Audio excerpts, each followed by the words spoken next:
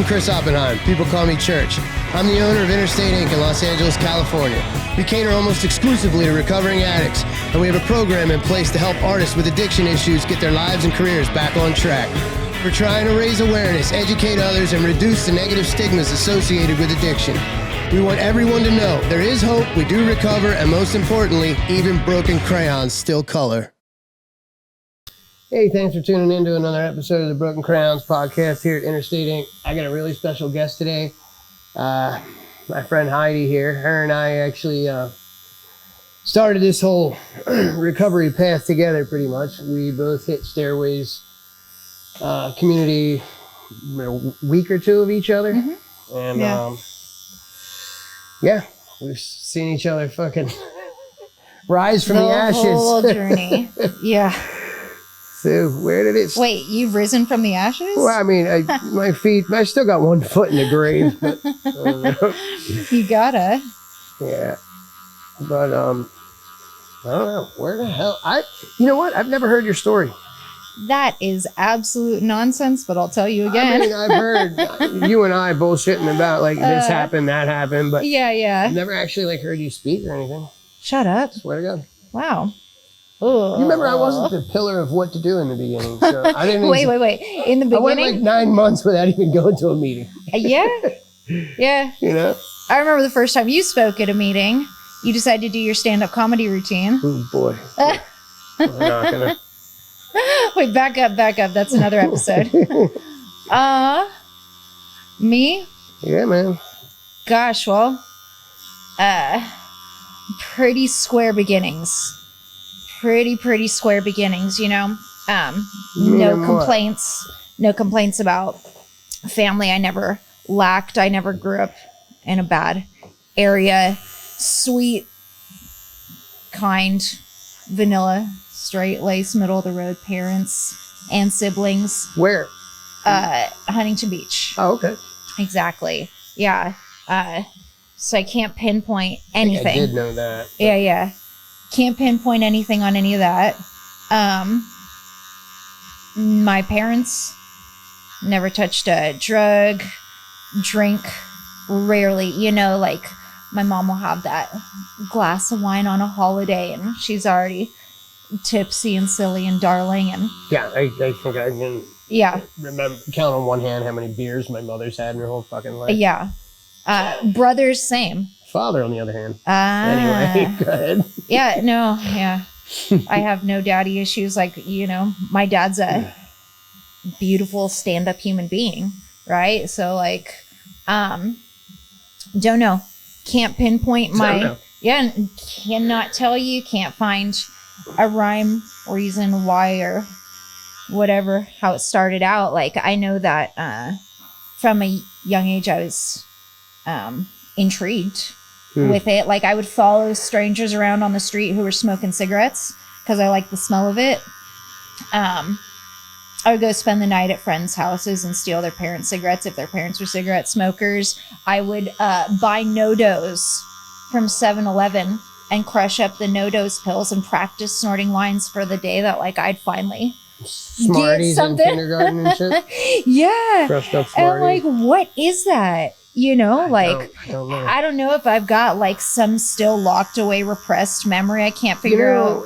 But it's funny you said that because I've often asked if, you know, I've asked myself and I've asked other people, why in the hell were we attracted to all the wrong shit when we were younger? Yeah. It's making fucking sense. Well, I remember maybe we are born with it. Maybe. I remember having, like, a really, really vivid, like, fantasy life. Like, when things didn't turn out the way that I wanted them to, or, like, I'd get in trouble or disappointed, whatever. Like, I remember having, like, really vivid picture of, like, how I wanted things to turn out, to a point where it would, like, bleed into my actual life, and, like, I couldn't quite maybe distinguish the two. And so, like, I think just that inability to cope, you know, the inability to cope with my fucking selfishness, that, like, maybe things weren't going the way I wanted them to, slight traumas set me over the fucking edge. you know. Things most people can just brush off. Sure. Right. Yeah. Mountains out of molehills. Yeah. Sounds like a fucking drug addict. Yeah, and I mean, by the time I was in middle school, like, I really, I was really into, like, the dark, broody, like, artist-musician thing, too. Like, I would get on trains and buses, because I left school. I would get on trains and buses and smoke clove cigarettes and read fucking poetry and meet fucking street hipster. people. Yeah. Before hipster was a word, Meet right? street people. Yeah. I'd take myself to diners and just sit there and just like meet the odd people out. And I was so fascinated by, I guess the outskirts of life. So by the time The soft white underbelly. Exactly. Yeah. The kids that I came up with, nobody was doing drugs. So I sought out the people who were drinking and doing drugs, and I inserted myself in the situation. And the first thing I ever was given, someone gave me a methadone at a party. Really? And I was like, hey, what? All right. And if you're not on methadone, that Yeah, shit right? will fuck you up. I Yeah. think it's a fucking huge misconception. No misconception. Suboxone too. Yeah. Yeah, Suboxone's popular in prison because it's so fucking small and easy to get in. Yeah. I had this roommate for a while who would put it in a spray bottle and shake it up so it was all just water, and she'd spray it in cards to send to her dude so he could just rip off pieces of the card. Yeah, now they got the fucking... There's, what are they? The little tab things instead of the pills. No, that's what I'm saying. Dissolve that. Oh, Yeah. man. But whatever. I mean, my beginning's not so interesting. Actually, I don't know how much interesting any of it is. I consider myself a super run-of-the-mill, down the middle of the road junkie, you know? Down the middle of the road junkie. Like, you know, nothing special, right? But you know, How did it really kick off? Because... Well, I left home when I was 16 with a black eye and a bloody nose from my mom. Oh. We got in a fist fight. My meth spilled everywhere. She said, I'm going to pray for you. I said, fuck your God. There is no God. She punched me, and I left home, and I had a friend who was living on campus at SDSU. And so I moved in with her. I got on the train. I moved down to San Diego State campus, and from there, that was wonderful because it was super close to Mexico, right? So I didn't have to be 21 to go to Tijuana to drink or find ketamine or cocaine or whatever. So we spent a lot of time in Mexico. How old are you? How old was I? How old are you now? I'm 36. Okay. Yeah. You say ketamine. I'm just trying to get an idea. That was a huge thing for us in the 90s. This was, I mean, the earlier 2000s, like 2005? No. We were doing it before it was even illegal. 2003-ish, 2. Yeah. Yeah. Right on. Well, Tijuana, huh? Tijuana, just partying and not doing much of much, and I caught a felony when I was 19. So like for a couple years, I worked, partied, went to Mexico, came up to Orange County or LA, party, drugs, whatever. It was light. It was easy enough because I was young. It didn't feel consequential. It was exciting, I guess. Mm-hmm. Again, it felt like that kind of, musician-y, artisty, like brooding writer type lifestyle that like I thought was neat. And then I caught a felony when I was 19, which was funny, man, because they pulled me over thinking I was drinking. I wasn't, but someone had left an empty bottle in my car.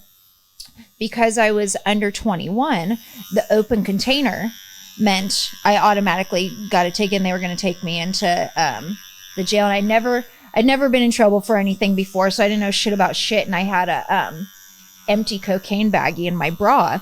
So I failed to read the signs that said, you know, if you bring anything in beyond this point, it's a felony.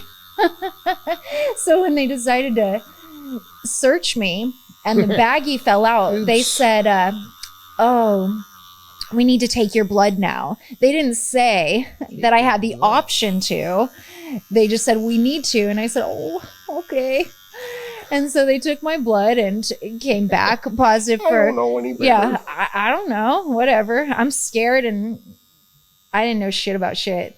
So they took my blood and the cocaine, Xanax, whatever. And so I caught a little felony for that because that was still criminalized or whatever. I did house arrest for a couple of months. I tried that. Yeah, it was cute, right? Because I cut it off. You cut yours off? Yeah, ran to Florida. You know about that. Uh-huh. They had a breathalyzer in my room that would go off anytime, day or night, and it would take a picture of my face to make sure that I was the one that was blowing into it. And I would wait for it. I would write on little index cards, like the setup to a joke. The first time it would go off, and then the next time it would go off, I'd have the punchline to it, or I'd paint up my face, whatever. And I actually turned 21 over the time that I was on house arrest. And so I had conveniently forgotten to blow in it the time before my birthday so that I could go to the probation officer and say, oh my God, I was in the shower when it went off. And, you know, I forgot it this one time. Never heard that one And before. she said, you know, it happens as long as you're doing it 95% of the time. We know things happen. And I went, all right, there's my 21st birthday. So on my 21st birthday, I went out to the bar. My work signed off on me that I was at work. They clocked me in and out that day. Went to the bar, got shitty, got into a domestic with the boyfriend I had at that time.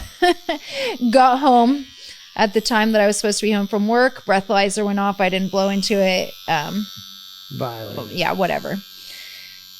House arrest ended. And I picked up and I moved to Hawaii. I was 21. I had nothing better to do. Did you know anybody there? Or you just said, fuck it. I did not know anyone there. And, Nice. you know, out here, leading up to the house arrest, the cocaine, the ketamine, we were dabbling in heroin at that time. We would buy it for special occasions, right? The first time I ever did heroin, we bought it for my friend's cosmetology school graduation. And we put on the Velvet Underground record. I'm not kidding you, man. We listened to the Velvet Underground record on vinyl, front and back, did heroin, and like thought that was it, right? It's in Hawaii? No, this was out here before I moved to Hawaii. So when I got off of house arrest, I thought, well, fuck it, dude. I'm going to just try something new. So I moved out there and, you know, flash forward, it doesn't take long for anything to catch up. And not that I was ever clean at any point, right? There were times where I was, I guess, cleaner than others, or whatever I was doing wasn't totally degrading or making me non-functional. But there wasn't a time from when I first picked up to when I put it down and got clean that I wasn't doing something. So in Hawaii, I had a couple of really nice years. I got myself back in school, and I got a decent job out there, and I I was in my early 20s and like things felt promising. And Like you were using, just not, yeah, it's like I was doing all the tropical things, right? I was eating mushrooms at fucking fire circles on the beach and like spinning fire. Yeah, like hiking in bamboo forests and smoking weed and making cocktails and the occasional cocaine, the occasional meth, the occasional, but like I was getting a fucking 4.0 in school, getting my college degree at the same time. I had a decent job and you have a degree? I have my associate's degree. And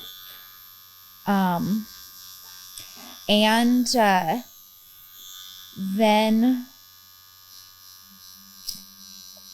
things kind of one thing led to another. I did develop a pretty nasty eating disorder. So again, it wasn't long that I was out there when things were kind of middle of the road and like fun and novel. That eating disorder almost fucking killed me. I did try and commit suicide a couple times. I was so... what eating disorder? A bulimic and anorexic and in like intense working out and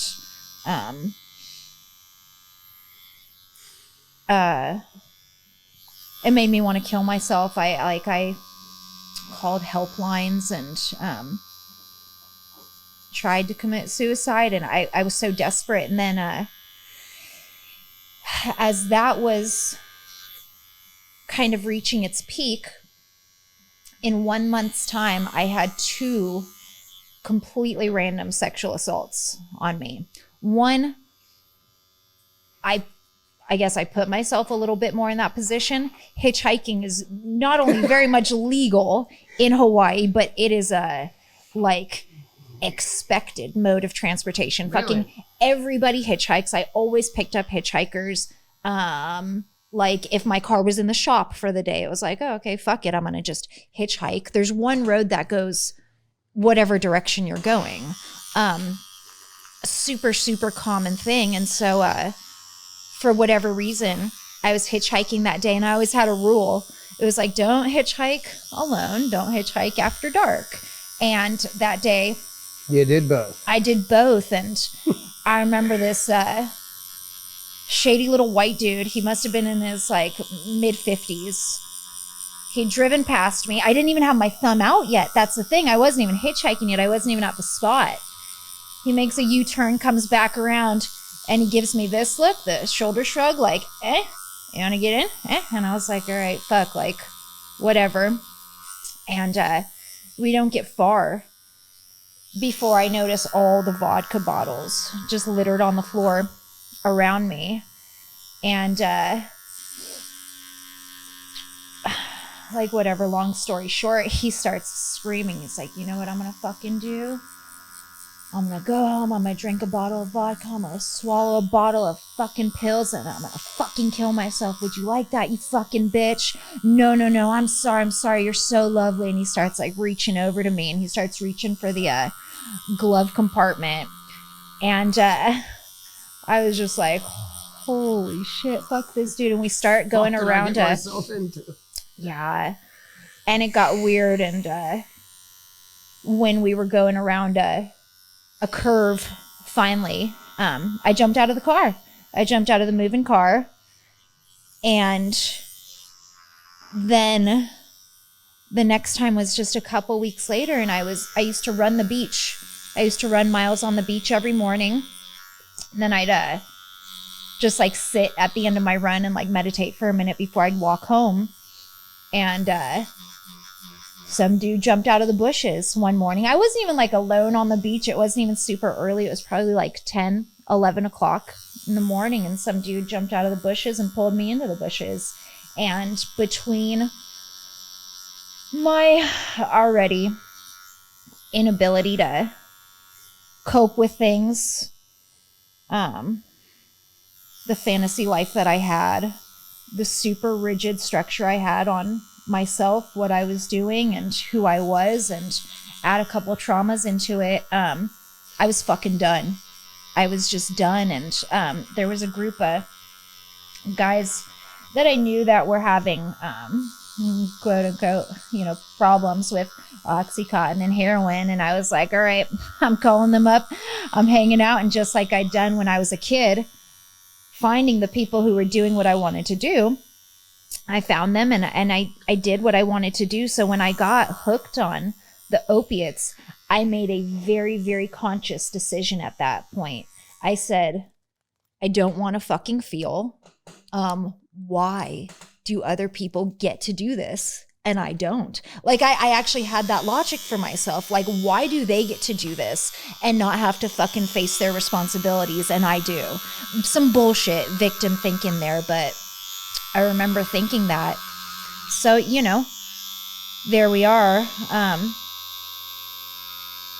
23, maybe? And just up and running. And then... That's in Hawaii still, That right? was in Hawaii. And then, I got clean when I was 32. So fill in the blanks there, right? From that point, that's when things started to get, very serious repercussions. Because when you deal with the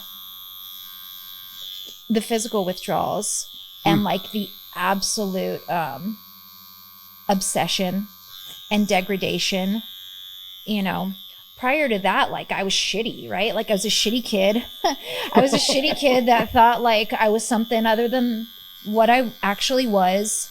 But it was kind of I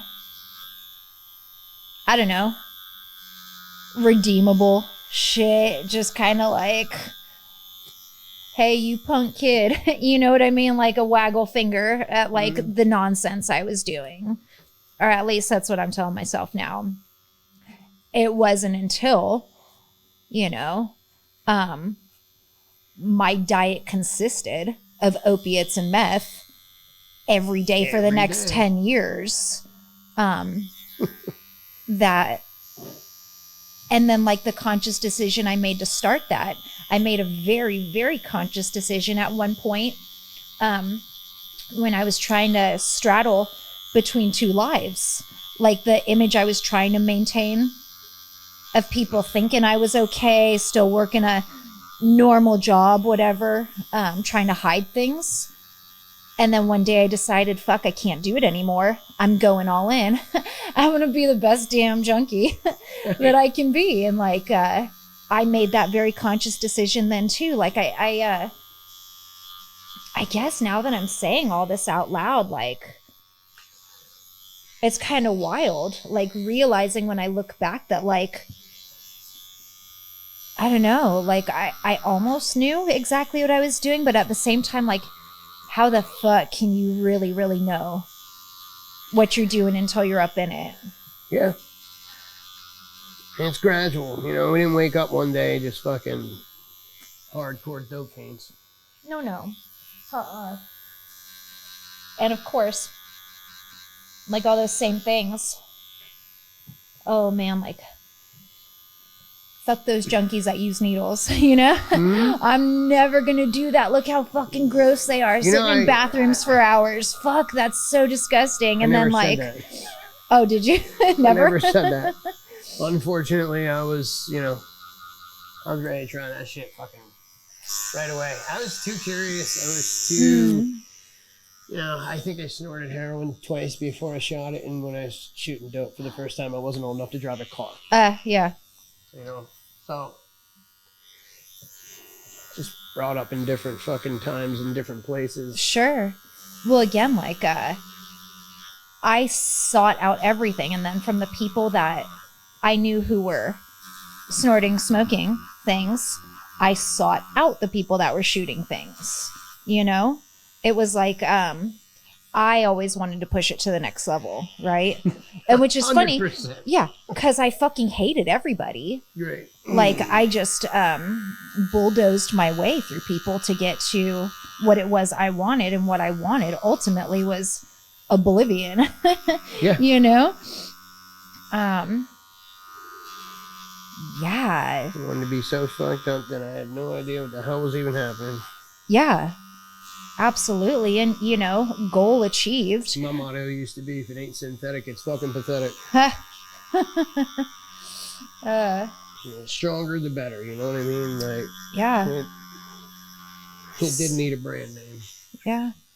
You know, the shit you mixed in a 5-gallon bucket and stirred with a broomstick like a witch's cauldron. My guy. I want to shoot that in my neck. Yeah. Right? That's the kind of person I was. Relatable. Absolutely. So, when I was living in Hawaii, I ended up working in the special needs field. I remember you telling me that. Yeah. I worked with autistic kids, and I taught sign language because originally I went to school to be a sign language interpreter. That didn't pan out. But I worked with special needs kids, and I worked a lot with kids who were nonverbal. I worked with kids who were non-mobile, and like as I got higher and higher, it was really easy for me to run around with them because they weren't going to say anything or couldn't. Exactly. No, and like it like hurts. It hurts me to say that. You know, it does. Like that's one of those things. Like it hurts to say that. I'm like, you know, fuck me. Like, because it applies now. Like because I'm a mom. Like I think about like, and at the time, like my God, dude. Like I really thought like I was doing such a good job too. I really did. Right. But we'd have to make all these stops on the way, whatever. And so as my time went in Hawaii, and it's a small fucking island, Maui is, right? It's a small island, and like I had friends and I had community out there, and I had people who did love and trust me. In fact, when I moved out here and I got into stairways, it felt a lot like the community I had there. That was you like had said that before, really tight and close. Yeah, it was, and you said that's actually one of the reasons you stuck around. Yeah, it felt. For me, it was the first time being involved in community. You know. Yeah. I didn't. Well, it was the first time I was authentic in a community. Right on. You know, and people that I could really, really relate to deeply. But I don't want to take away from like the good people that I did know out there who I'm really just starting to make amends with them and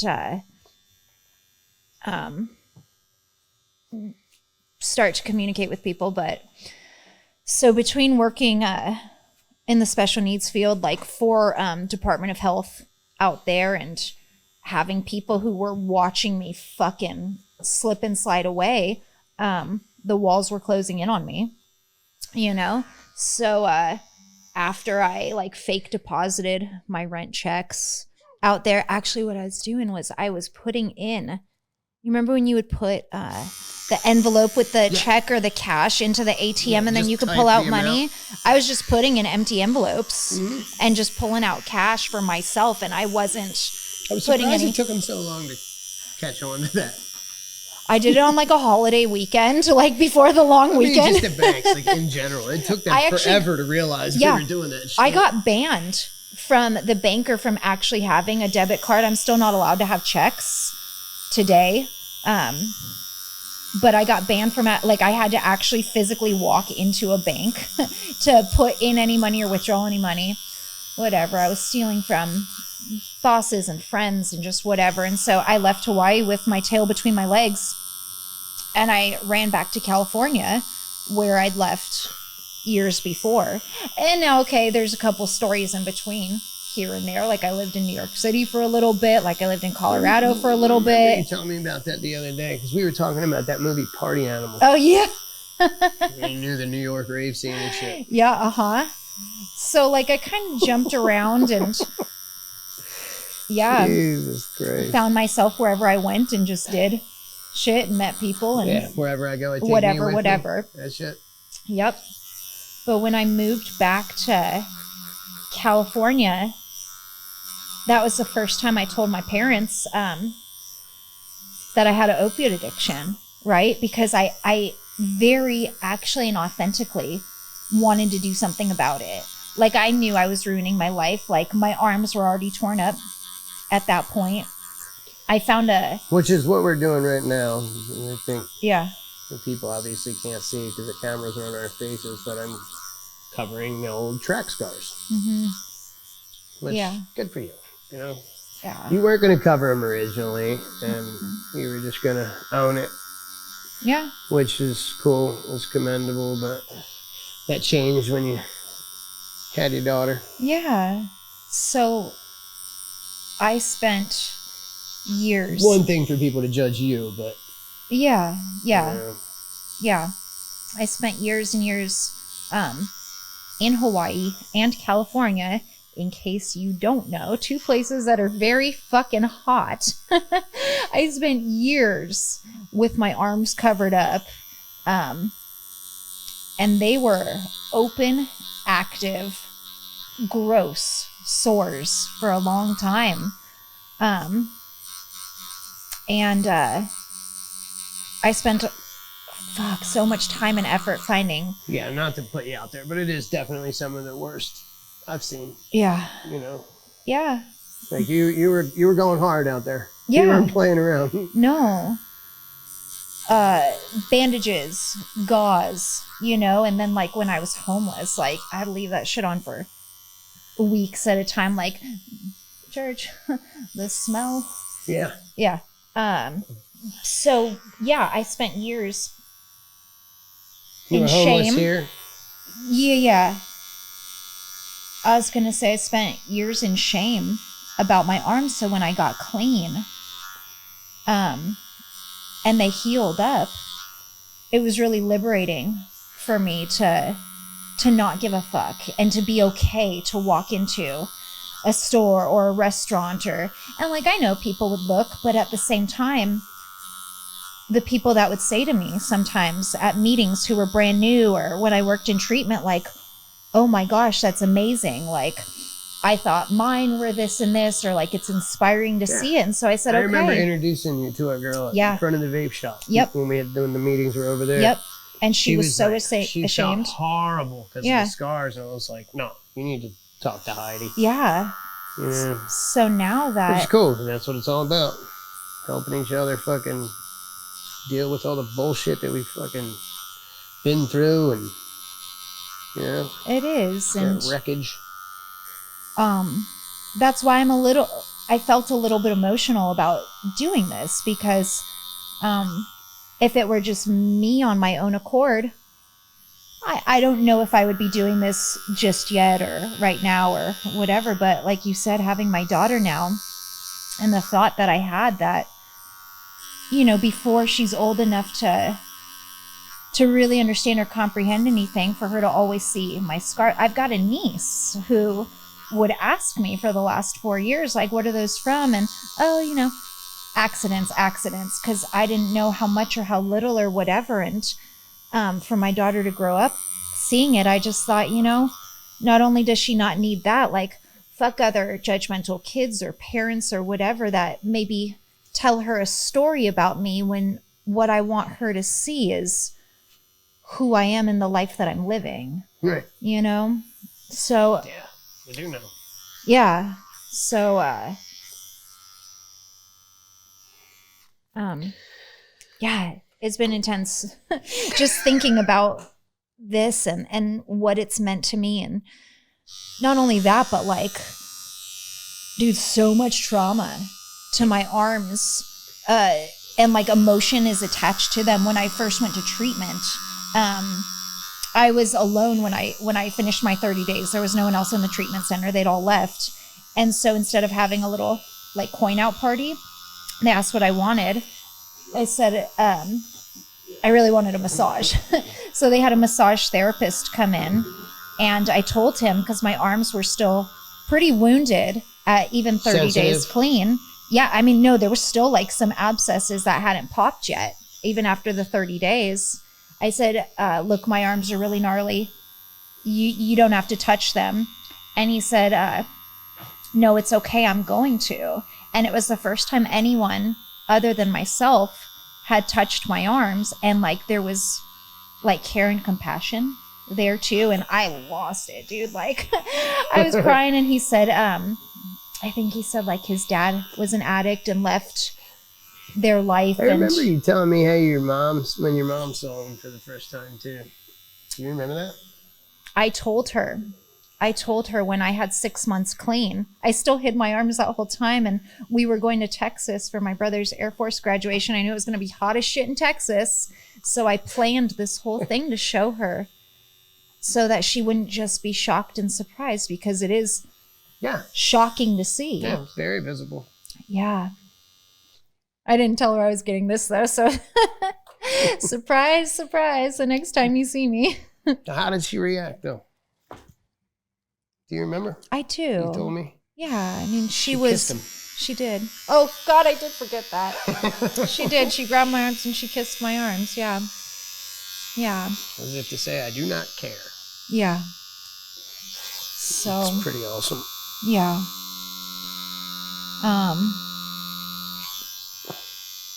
Yeah. We're masking that shit now.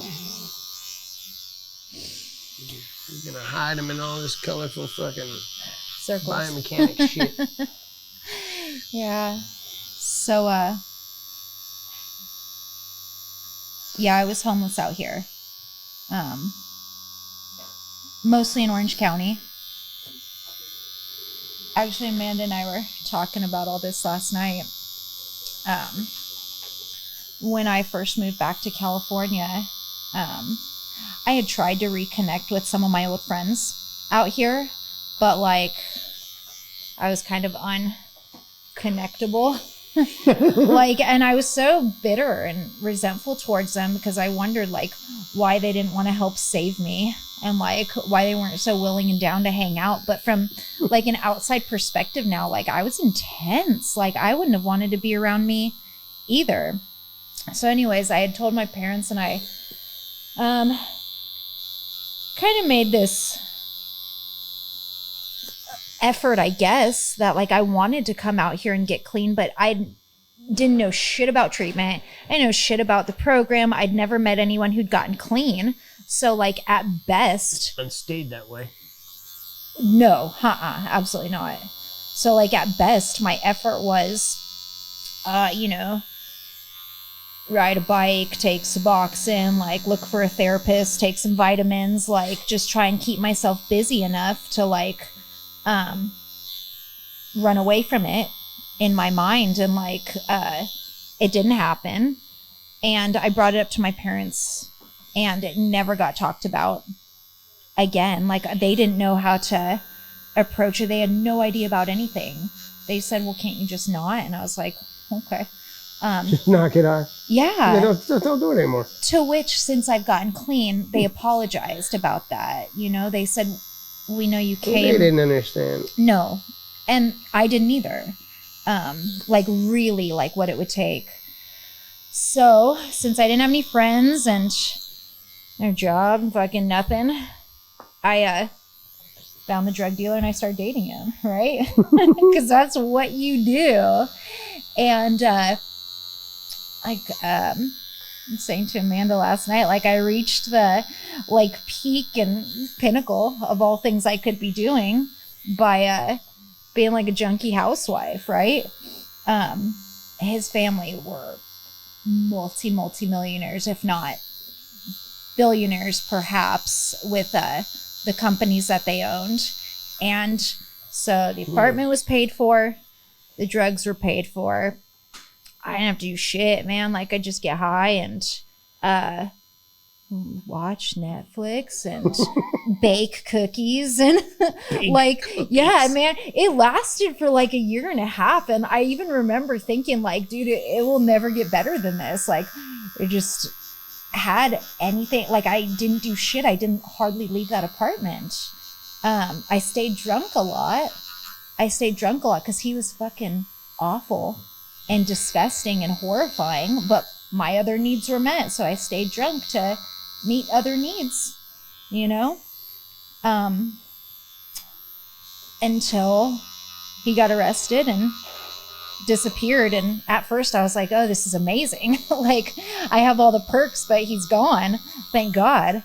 And realized that meant like all the other supplies of things were shut off too. All done. Including me not paying the bills for the apartment, to which I was woken up by 2 sheriffs with their guns pointed at me one day because they kicked down the door and I had ignored the eviction. What do you mean I can't stay? Yeah. Yeah. I had ignored that eviction.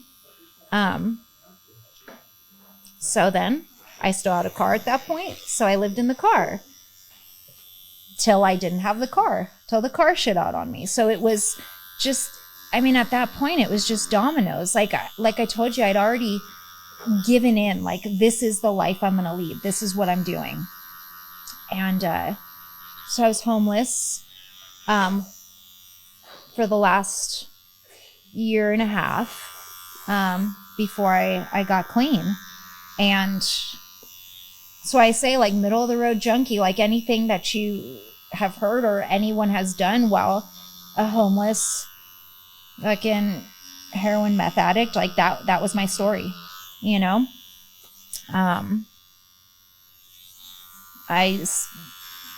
Just scummed around motels a lot because that's where I would find the like-minded human beings and company. You're in Skid Row at all? No, I didn't really come up to LA. I stayed in like Costa Mesa, Garden Grove, Santa Ana, Anaheim, down there. Yeah. Yeah. Kind of just wherever down there. And,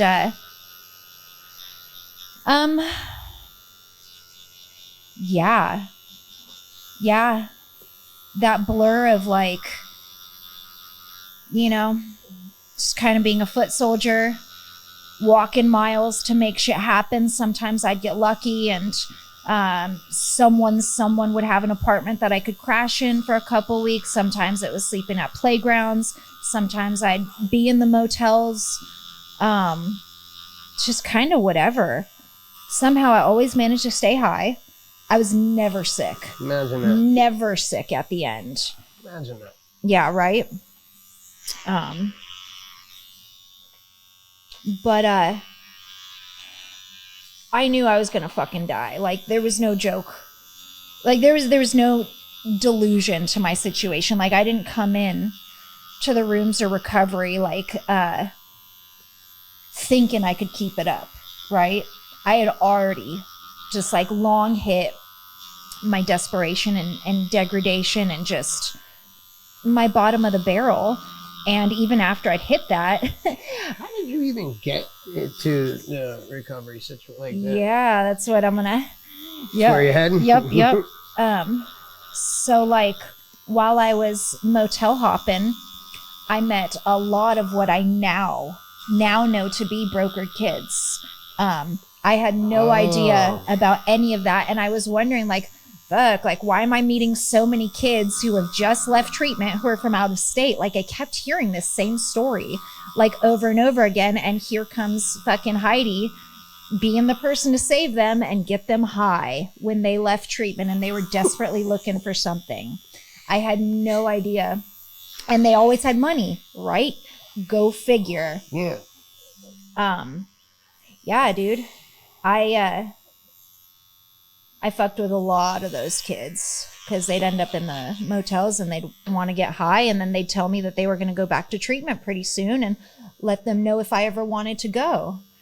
And you got insurance? Yeah, and a couple of times in earnest, I said, yeah, dude, I really, really do. I got taken not once but twice for some of my money. They had my social security number and told me in 30 days you're going to have an active policy and we will send you to treatment, to which the people disappeared on me. So twice I really wholeheartedly, like, I'd even called my mom, hadn't talked to her in months and months and months, and said, guess what? I'm going to go to treatment. And then it didn't happen. I got falsed out by people, faked out, like, I couldn't even get myself brokered, you know? And so I was like, man, what the fuck? Like, I can't even. And I had active warrants So I couldn't put myself in a state-run place because the state was looking for me. Right. And then this dude that I would pick up from sometimes, I just talked a lot towards the end about how I really wanted to get clean. I really did. If anyone knew a way how. Like, in fact, I found one of my old email accounts not that long ago, and I found some of my ramblings that I would write to treatment centers asking them to scholarship me in. Like some... Hell yeah. Some real, like, far out, methed out shit that I would write to them about, like, please, please, please sponsor me to get in.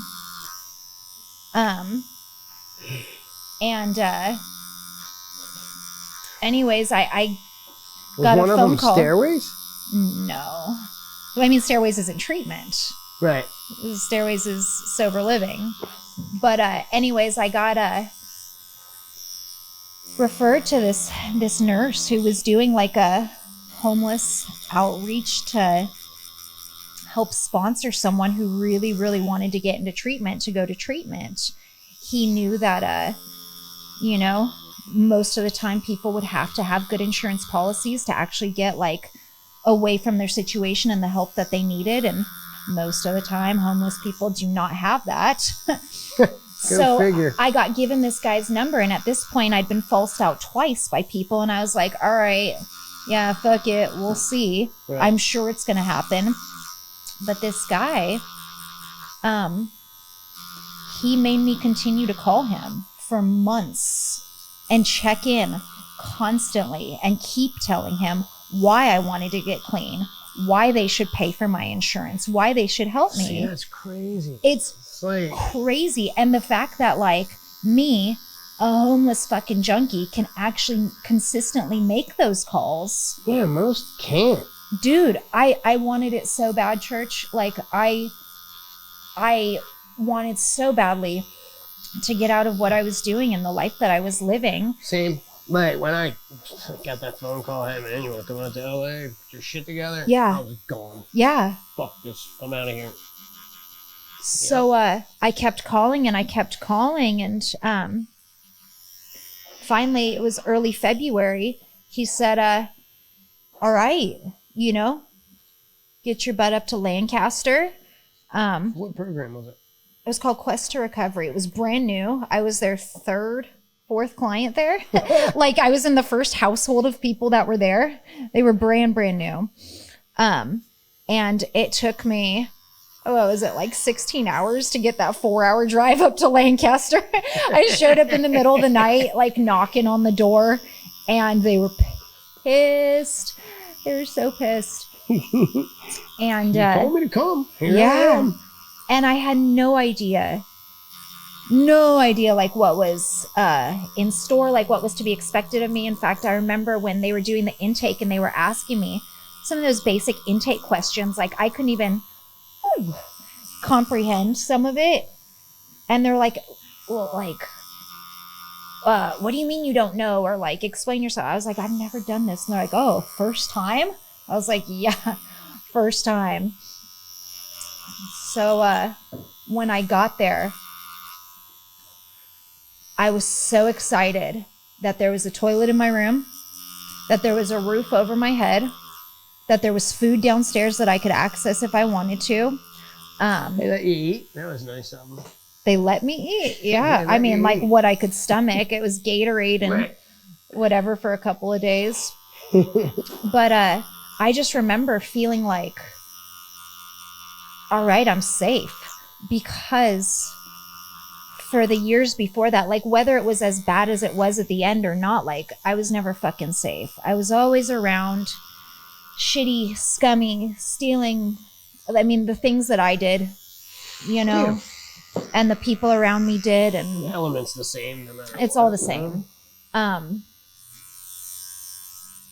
The fact that I could breathe a sigh of relief, was incredible to me, because I hadn't felt safe in so fucking long. That's why I tell people too, like, unless you feel safe when you're starting to recover, I don't know if you can, right? Like safety is so important to like not feel like you still have to have so much protection up.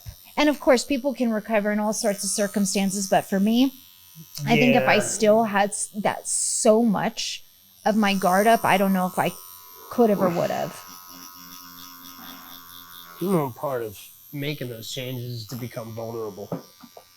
Yeah. You can't put your guard down in just any situation, obviously. Yeah. But, yeah. So, went through detox, all that good stuff. did detox, got my ass shipped to Stairways. Met me like a week later. Met you. No, my first night there. Was it? Oh, It at was the my meeting. first night there. They I met dragged you. us to a meeting. Yeah. It was Spirit of Studio 12, and I was standing out front like a fucking loser, smoking a cigarette, not knowing who to talk to, and you come scurrying up and you see the circles on my wrist. Yeah. And they happen to be a perfect Fibonacci sequence. I'm into that kind of thing. That's why there's a 3 on my face. There's our friendship. Yeah. In short, but which is still how we communicate all the time. Yep. Every day. Circles and numbers. Circles and numbers. Yeah. Text messages go back 4 years. Just straight Just up. catching numbers. 333, 111. Yep. Yeah. All those things. Well, for me, I didn't struggle with the concept of a higher power before the program, because that's what it is for me. It's the synchronicities. Well, the synchronicities and the pattern in the universe that's outside of any of us, everything organic and non-organic subscribes to it, right? So that enough to me, like, We could talk about that for hours. But Yeah, people that's- still wouldn't understand what the that's fuck we're cool, saying. man. Like, that's, to me, that's God. Like, Same. not necessarily a consciousness to it, but like just that alone that's enough, right? So, Lets me know I'm on the right path. yeah. This, I say this one in my shares regularly. Couple years, maybe 3 years, 2.5 before I got clean, I did that prayer, and I didn't pray to shit, right? Because I still don't believe in the religious God or conventional, and like even my prayers aren't usually worded prayers. They're more just feelings I put out, but I did the addict prayer, you know, like, please get me the fuck out of this. Give me enough help so that I can learn how to help myself, and give me some people around so that I don't have to do it alone. Because that's the thing about me too. I have always preferred to be alone, just like most addicts. When I up and moved to New York City, I did it alone. When I up and moved to Hawaii, I did it alone. Like, even when I got high, I preferred to do it Alone doesn't fucking work, does alone. No, it doesn't. No, I'm in bad company, right? But like, I always saw myself, like I said, is that just like brooding, dark writer that like did things alone and traveled and like, you know, took on the fucking world in the darkness, you know, like. And you did. I did. I accomplished that exactly. Welcome to the light. Yeah. Yeah. So I said that prayer, and I'm really grateful things weren't answered immediately. I'm grateful that they went as dark and despicable and degrading as they did, because then, you know, this is my first clean date. This is my only clean date. I've been to treatment once. All this, I hope to keep it this way. You know, it didn't take me looping through. I was just so fucking done I was not only so fucking done by the time that I got there, the amount of work it took me to get there, you know? Yeah, that's like rare. while high, making these phone calls, Yeah, like, that's so rare for somebody to stick that out. dude, right? I wouldn't. Yeah. So I was petrified I'd never have that chance again. And like, thank God I didn't know shit about rehab or treatment life and like people bouncing in and out and brokering and all this shit. Like, I was so new and green to everything. Like, thank God for that too, because probably if I would have known better, I would have thought, all right, so like what you're telling me is I have other chances. Cool. But no, I was just so scared. You know, like I said, at 32, getting clean, like once I had a couple months underneath me and I'm at sober living and whatever, like I still didn't have shit to my name. You know, I came in with the clothes I was wearing and with a garbage bag. It was like, okay, even if I leave now, like I don't have shit for shit. Like I don't have a car. I don't have money. Like I barely have my health coming back. Like, I didn't really know the Valley or this area. I was more familiar with like downtown LA and like greater Los Angeles, but not the Valley. So it was like just like out of my realm and reach. Not to say that if I wanted things, I couldn't have found them, because I could have, but like things were just like inconvenient enough that stuck around. Yeah, and like gratefully so too, you know? Yeah. That's one thing that it's like I know for me, like there's no way I could have got my shit together in my hometown. Yeah. You know, when I came out here,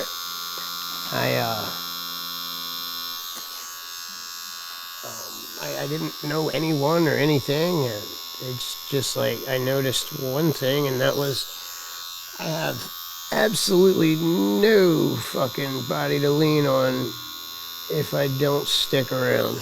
Yeah.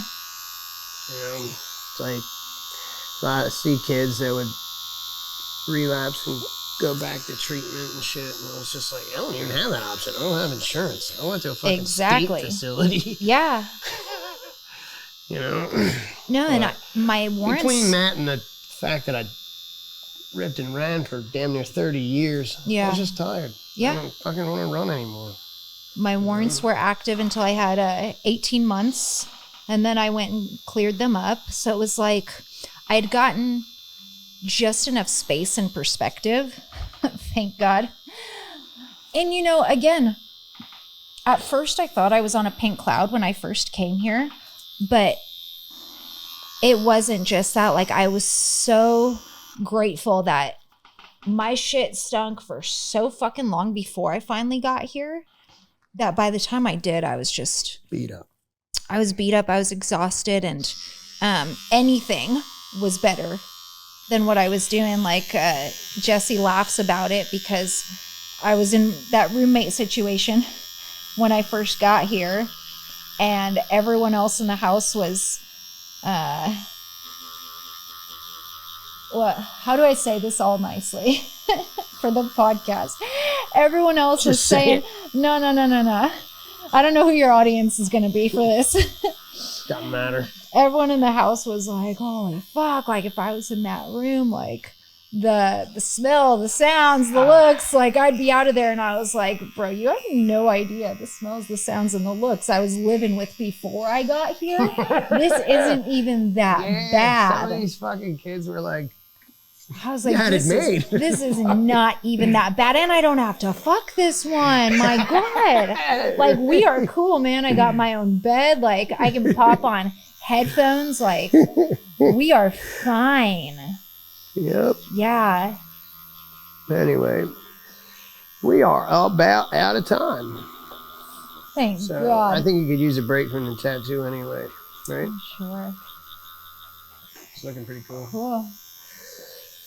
So, thanks for tuning in to another episode of the Broken Crayon Show here at Interstate Inc. Please like, comment, share, help us spread the word so these voices can be heard. Peace.